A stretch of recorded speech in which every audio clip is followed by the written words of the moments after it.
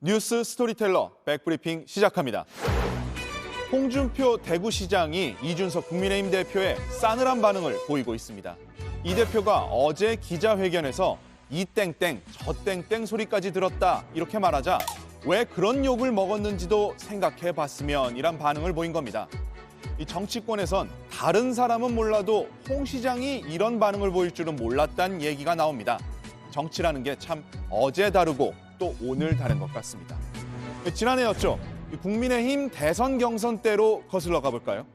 당시 홍준표 후보는 윤석열 후보의 열세였습니다. 홍 후보 입장에서 이걸 뒤집을 기회는 방송 토론이었는데 당시 윤 후보가 이에 제대로 응하지 않자 라디오에 나와서 이를 비판합니다. 토론을 피하고 토론을 회피하고 토론에 안 나오려고 그걸 갖다가 당대표를 거꾸로 흔들고 이렇게 하는 건 옳지 못하죠. 자, 이 한마디에 피하 구분이 확실하게 드러나죠. 윤석열 후보에는 적대적, 이준석 대표에는 우호적입니다. 자, 그리고 아시다시피 이후 홍 후보는 경선에서 탈락해 바로 칩거에 들어갔습니다. 당내 모든 힘이 한쪽으로 쏠리던 때죠. 이때 이 대표는 홍 시장을 챙깁니다. 직접 집에까지 찾아갔는데 혹시 빈손으로 온 거 아니냐 이런 지지자가 따지자 이 홍 시장은 빵을 사왔다면서 진솔한 청년이라고 두둔까지 합니다. 이후 홍 후보는 선대위에 합류해서 이 대표와 유세를 다니며 이 대선 승리의 밑거름이 됐습니다. 오늘 이 날씨도 추운데 어떻게 이래 선거운동도 아니고 그냥 우리 이준석 대표 보러 이래 많이 오신 모양인데. 대선 보러 왔습니다. 대선 승리 뒤에도 두 사람 관계는 잘 유지가 됐습니다. 이 윤리위 회부 등 이 대표가 시련을 겪자 홍 시장은 기자들을 만나서 본인은 얼마나 답답하겠냐 그냥 놔두라고 이렇게 부탁까지 했습니다. 하지만 징계가 결정되자 좀 달라집니다.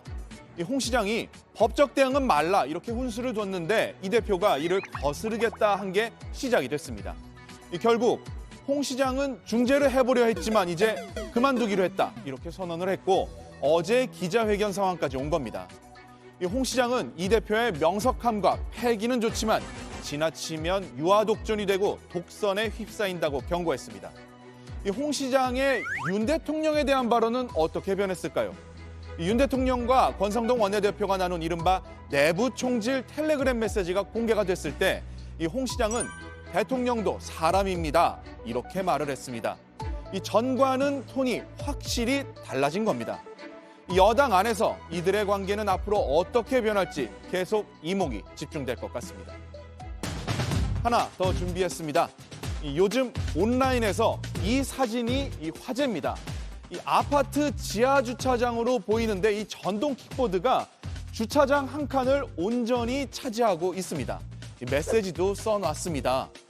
이미 이동 시 법적 조치함, 고발 예정, 재물 손괴, 이 차를 대려고 킥보드를 슬쩍 옮기려 하다가도 이걸 보면은 망설일 것 같습니다. 아마도 주차 공간을 미리 확보하려는 이른바 알박이 킥보드 같습니다. 자, 그런데 이렇게까지 하면 문제가 안 될까요?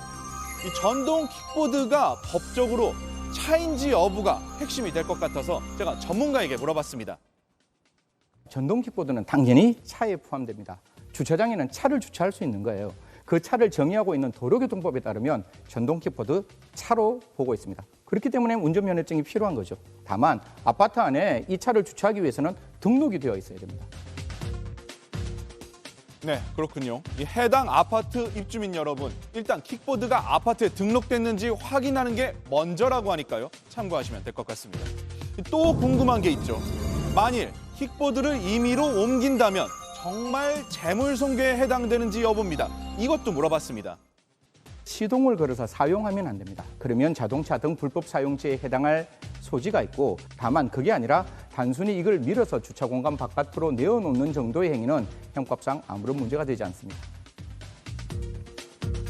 법적 해석이 이렇습니다. 참고하셔서 이웃 간에 불상사가 벌어지는 일은 없었으면 좋겠습니다. 킥보드를 주차를 한 본인도 해명을 나섰습니다. 이 나름의 사정이 있다고 얘기를 하는데 주차난이 심각한 아파트에 살고 있고 또 한 세대가 차 여러 대를 주차해서 자신같이 차가 한 대뿐인 집은 찾을 곳이 부족해 스트레스를 받아왔다는 겁니다. 자, 지금 이 글에는요, 댓글 수천 개가 달리면서 의견이 나뉘고 있습니다. 자기 차 대려고 주차 공간을 하루 종일 막는 게 정상이냐? 이런 글부터 또 한 세대에 최소 주차장 한 칸 정도는 편하게 쓸 수 있어야 된다. 이런 목소리까지 나옵니다. 이 공동주택에 사는 분들 이런 고민 한 번쯤 해보셨을 겁니다. 여러분 생각은 어떤가요? 오늘 백브리핑 여기까지입니다.